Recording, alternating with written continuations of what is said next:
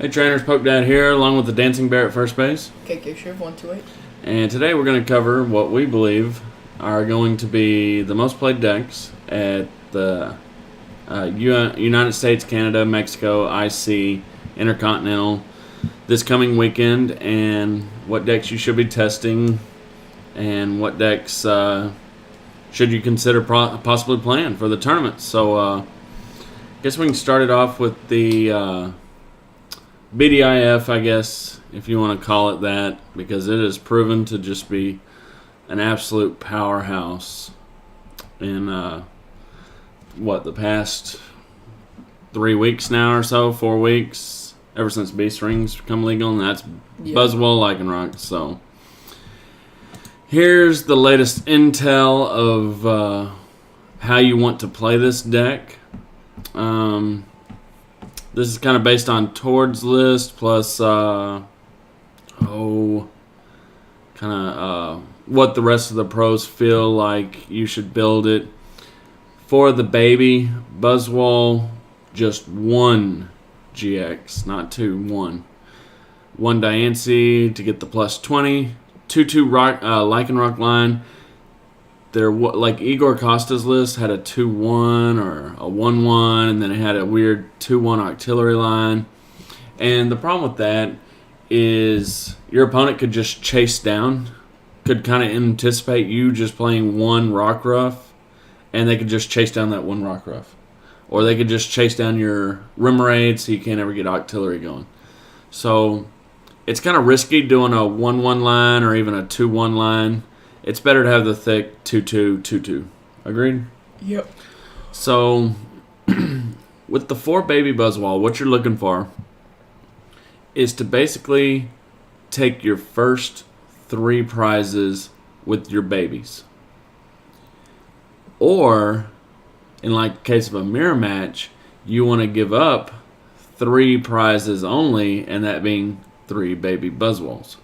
And you got the 2 super rods to get them back, and the energies to help hit the max elixirs or the beast rings when you need it.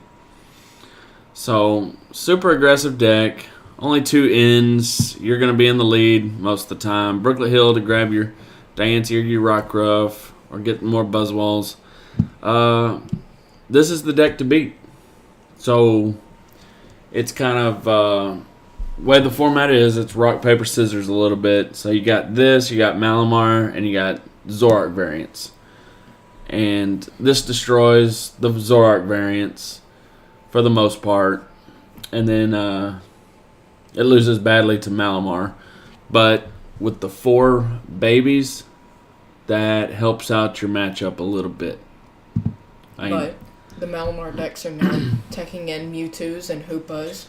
Now they're going into 1 prize attackers now too. So, and people should already be making that transition. And we'll talk more about Malamar from what we saw at the League Cups this past weekend, about how people are building it and how they should be building it.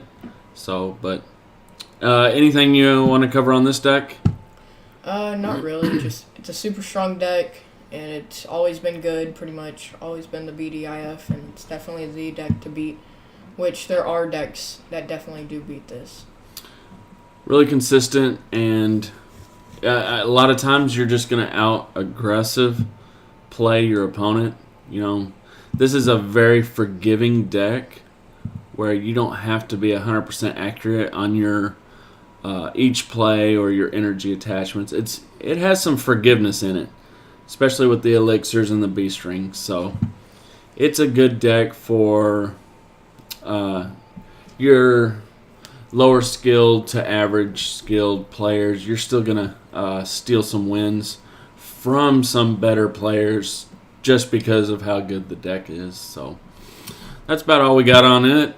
This is super close to the list that you do want to be playing. So next we've got Malamar. You want to start us off here? Yep. As you see, we already made the change from the non. Hold on, let me restart.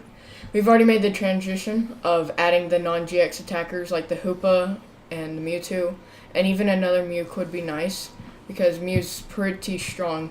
Especially there was a couple mill decks at the cities or League Cups nowadays, and the Mew was super good against the mill decks that were being played, and that's why I think 2 would be nice, but 1 still works good, especially with the rescue stretchers. And I think the deck's just super good. Has a great counter against Buzzwole. Overall, it's a really good deck. The original lists that Sam and Raul would pilot, they didn't play. I don't even think they played the Mew. Definitely didn't play the Mewtwo. Definitely didn't play the Hoopa. And so they just kind of went 2 Dawn Wings, 2 of the regular Necrozmas, and then 2 Lele's, and then a 4/4. Which was probably a little more consistent because you didn't have the other 3 techs. But these techs you're going to need them for the Buzzwole matchup. Being able to hit the 130 or snipe for 20 and 20. It's really good with the Hoopa. The Mew can copy Dawn Wings or regular Necrozma or the Hoopa or the Mewtwo. This is really good against Zoroark decks, actually. This is what helps you win those matchups, is the Mewtwo. Because Zoroark has no way to one-shot it unless they do, Kukui. Mm-hmm. So, well, even then, no. Or Garbodor. I had to do 140. Yeah, So they have to hit Kukui. Garbodor. And that means they're spending a lot of resources just to knock out one prize attacker. So they're in a bad way if they're having to use Kukui to knock out your Mewtwo. I mean, Mewtwo also is going to struggle because it's going to have to take a 3-shot to the Zoroark because it's only doing 80 damage with the resistance. You got the 2 parallel to try to deal with Zoroark. I'm not sold on it, on parallel still being able to beat Zoroark. So I think you could cut the 2 parallels, and I think I would add maybe 1 more Lele, definitely 1 more Bridget, because it only plays 1 Bridget, so I for sure would cut 1 parallel for a Bridget, and then I would either add in a 3rd Lele or a 2nd Mewtwo or a 2nd Mew. 11th energy. 11th energy would be good. Because this deck does sometimes struggle to find energy for whatever reason. At least from our testing. It sometimes struggles to get off on the max elixirs especially. So I think going into Intercontinental, I would definitely cut the parallel. Because you're going to lose to Zoroark no matter what. So you might as well shore up the consistency. So add a 2nd Bridget and add maybe a 3rd Lele. Or like Caden said, an 11th energy would be good. So, I also think that this is going to be the most popular deck at Intercontinentals. What I was getting into is at the Cups, people are still playing like Sam Chen and Rao's list where they're not using the 1 prize attackers.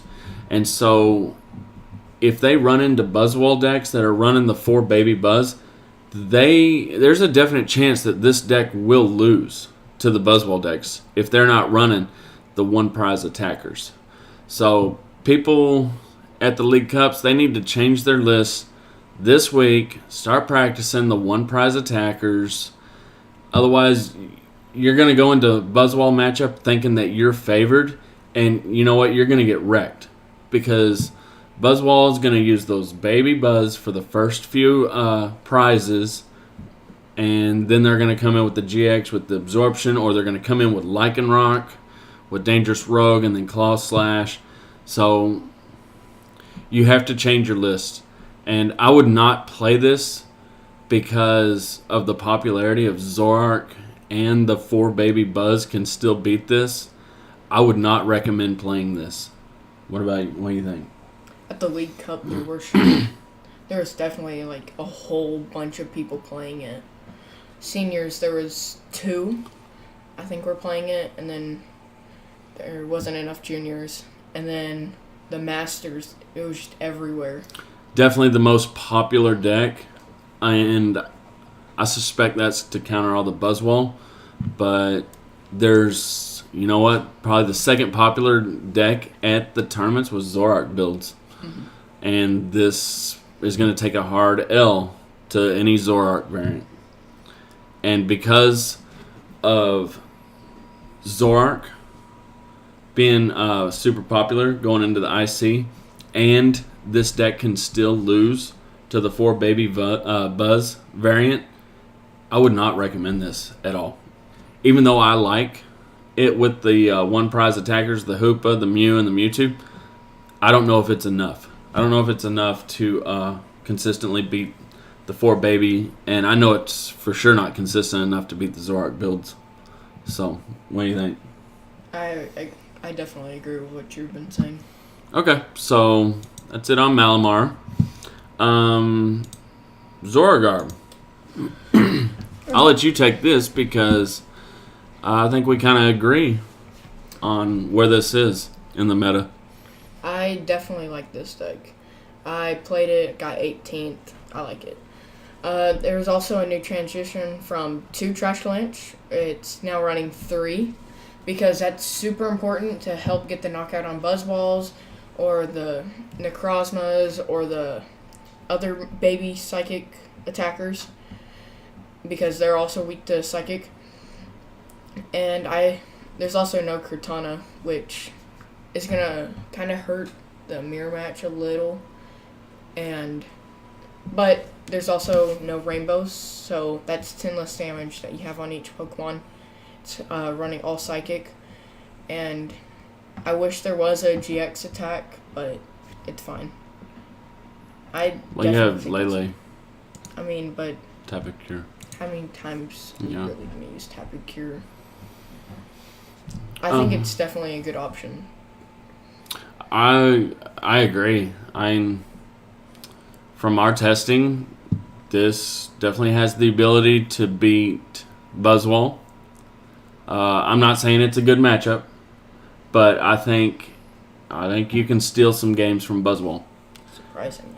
You are going to smash any Malamar variant, Ultra Necrozma variant, or The babies.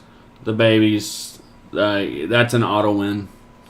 You're going to, like I said, you're going to steal wins from Buzzwole, and it has a lot of good matchups.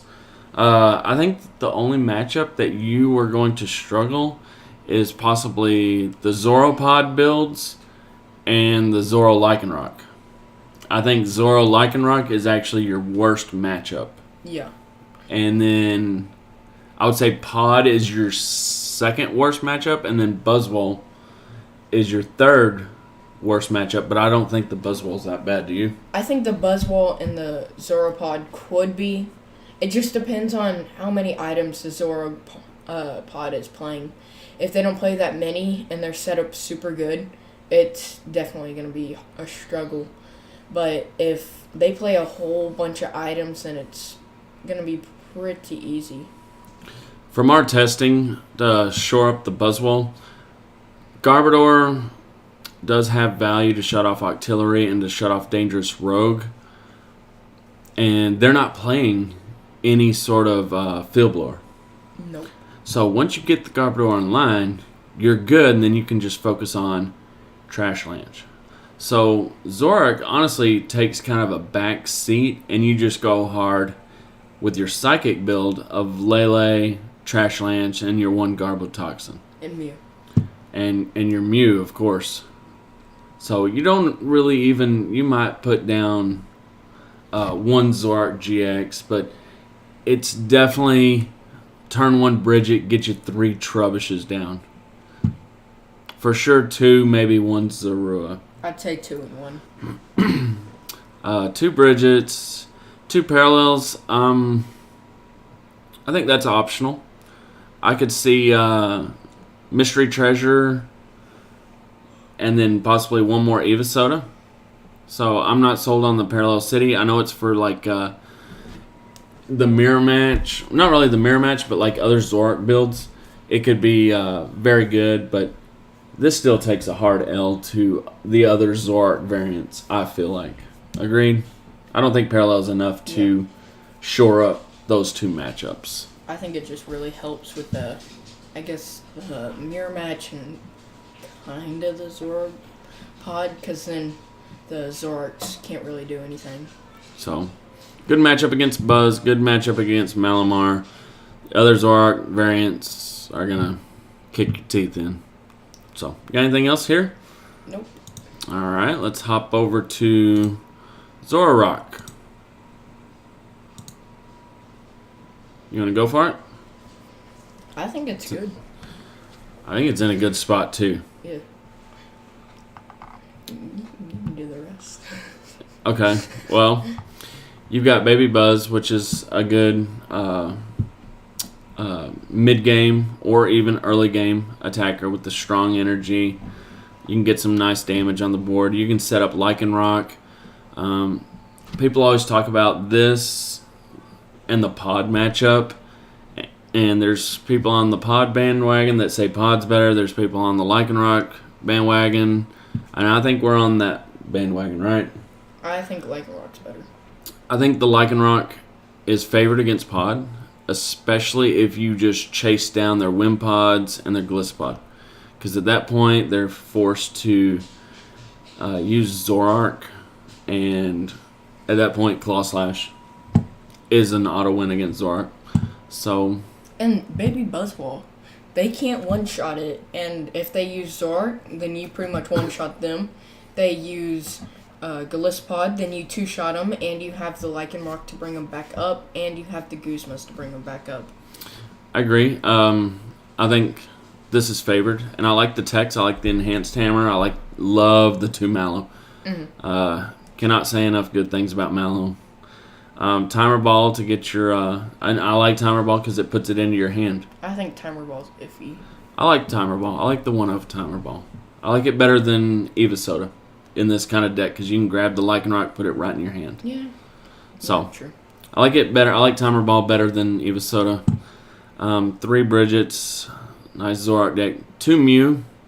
Originally, some of these lists would run like 1 Mew and 1 Mewtwo of the Evo from Evolutions. But after Pablo and his Zoropod ran 2 Mews, and he talked about how important it was, then I definitely would stick with the 2 Mews. Also, another option that Pablo ran was the Latios. So if you were thinking of cutting one card, like say you didn't like the Timer Ball, then you could run the 1 Latios. I think that's what I would do if I was playing. I still like the 2 Mews. I don't think Latios is needed. You're going to lose to Buzzwole. I know you got the 2 Mews, and you're going to do what you can, but I think you still take an L to Buzzwole. You are going to smash any Malamar variant pretty easily, pretty handily. I don't even think it's close. And I think you're going to take a W against Zoropod if you chase down the Wimpods. If you force them to just use Zoroark as their attacker, then this is an auto win. And it's still a tough matchup, but I think if you play it right. And then... super good matchup against the Zoroark. Zoroark is basically an auto win from our testing. So, I mean, you're going to take a hard L to Buzzwole. That's really your only bad matchup is Buzzwole. You beat 2 of the other popular decks, which is going to be Zoropod and Malamar variants. So, definitely a good option that we would highly recommend. Agreed? Mm-hmm. So, let's move on to our last deck. One that we both hate playing. Yeah. I hate playing it. I'm always the one stuck playing it. And I absolutely hate this deck. And you've played it for a couple tournaments. You actually won a League Cup with it. Didn't you? Yeah, I think you did. Yeah, I did. Yeah, but you don't like it. Not really. Really enjoy playing it. This is based off of Pablo's list that he dominated Mexico with, and it's it's pretty standard. From playing it, I don't like the 2 float stones. I think I would change that to that. I don't like the 2 acerolas, so I think I would go possibly 2 there. You're always behind on this deck. Every single time. You're always. You're never taking the first prize. If you're taking the first prize, then your opponent has completely screwed up and they're dead drawing, so you're going to win anyways. But you always play from behind. I like adding the 2nd counter catcher. I like just the 1 acerola.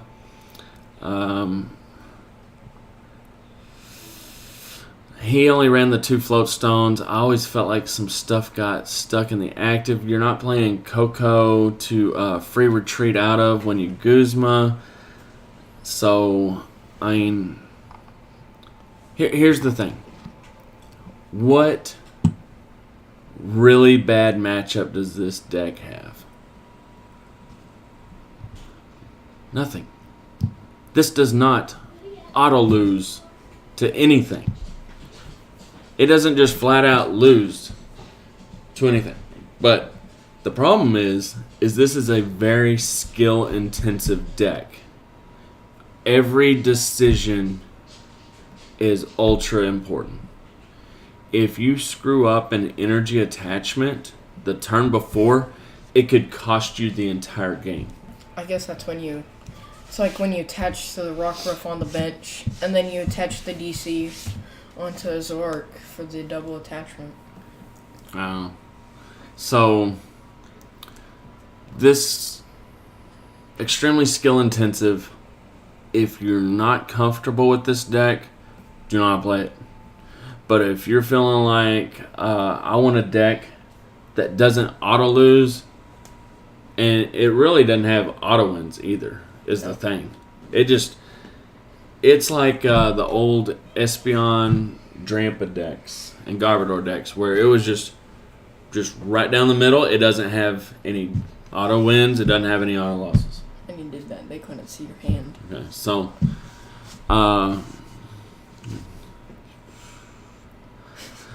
this is kind of the new Drampa Espeon Garb, where it doesn't take an L, it doesn't take a W. You need a lot of skill to play it, a lot of micro decisions. If you're not comfortable with Zoroark Pod, then stay away from it.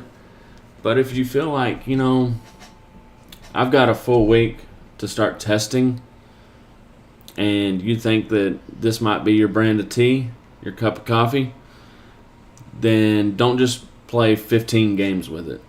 Put like a good 50 games with it to get really comfortable with it, to know how it draws out. And you're going to see, you give me crap about this deck, but I will not be surprised if this deck wins the IC. Top 32. Maybe top 8 at most. Good. No more. Really good players like this deck because they feel like they can outplay their opponent. That they have a deck that sets up, they know exactly what the deck does, and it comes down to, I'm going to beat you with the kind of player and the kind of decisions I make, not whether my deck has a good matchup or not. They're going to take this and, you're in a field where you're going to see some crazy, crazy stuff. There's going to be like 2,000 masters at this tournament. Do you want to take an L because somebody's playing, I don't know, some off-the-wall garbage deck? And that's what's weird about Pokemon, is you could play the Buzzwole deck, but someone could just play some ridiculous all-psychic attack or not even use Malamar or something and just beat Buzzwole. Yeah. So this eliminates all of that because you don't take a bad matchup to anything. So I can definitely see some of the better players. Azul, Russell, Tord, Schultz. Guys who have won all season with Zoropod. I can see them taking this to the biggest tournament of the year as far as people and capacity, and making top 8 for sure. So, well, I think we rambled. You don't like it. I don't like it, but I definitely will not be surprised if it wins the tournament because the better Pokemon players will be piloting it just so they don't take a bad matchup. So let's get out of this. And kind of closing, what? Out of these 5, which one do you think you would play to the tournament? That I would personally play? Honestly, I would probably... the deck I'm most comfortable with, I've played the most matches with, is probably Buzzrock. I'd say I'd bring Zoroark. I agree. Zoroark's probably the better deck, but at the end of the day, you need to play something you're comfortable with. Something you're confident, something you're comfortable with, and I've put in at least 500 games with Buzzwole Lycanroc. Just because getting him ready for the matchup, I'm always forced to play the freaking deck. So I would take that just because I know it like the back of my hand. And I'm not sitting here saying that I'm a good Buzzwole Lycanroc player, but I guarantee I'm good enough to beat probably half the people that are going to the tournament. I'm better than 1,000 of those guys with that deck. So I would take the Buzzwole Lycanroc deck, and I definitely could see you taking Zorogarb or Zoroark. I think Zoroark would be a little bit safer. That's why I said Zoroark. Than Zorogarb. Gob. But I would stay away from Malamar. Stay away from Malamar. Stay away from Pod unless you're highly skilled. Very skilled and very comfortable with it. Zorogarb, if you hit the right matchups, I think you'll see, maybe 1 or 2 in the top 32. I don't know if it could win. But Zoroark, you're definitely going to see some in the top 32. Buzzwole, Lycanroc, you're definitely going to see a ton of them in the top 32. Now, I do want to touch real quickly on Buzzwole Garb. That's not our brand of tea, but it's good with the 4 order pads and the B strings. So, you okay there, Chief? I have the hiccups. That's the hiccups. But Buzzgarb could be a good option. I'm not a fan of it, but I wouldn't be surprised if, Mahone and Natalie and maybe Alex Hill end up coming up with a nice list and making top 32 with it. I wouldn't be surprised. Everyone's making top 32. Who's going to be making top 8, top 4 finals? Toward top 8. Sam Chin. We wanted Dex. Sam Chin, Tord. Well, you said who's going to be top 32? What deck is going to make top 8? Zoropod. That's going to make top 8. Yes. If Tord's playing Zoropod or Azul, possibly playing Zoropod or Zorogarb, something like that, or like Gliscopod Garb or something, yeah, for sure I can see it. Jimmy Pendarvis probably playing Buzzwole Lycanroc. Caleb Gittimer probably playing Buzzwole Lycanroc. I mean, Jose Moraro maybe playing Zoropod. So, I mean, I'm not going to be surprised. Zoropod's in the top 8. I'm not going to be surprised. I will be surprised if a Malamar is even in the top 16. Yeah, I would too. I think it gets countered pretty hard. Actually, I'll go as far as to say I will be surprised if it's even if there's a Malamar build in the top 32. I won't be surprised if there's 1 or 2 Ultra Necrozma Malamar builds.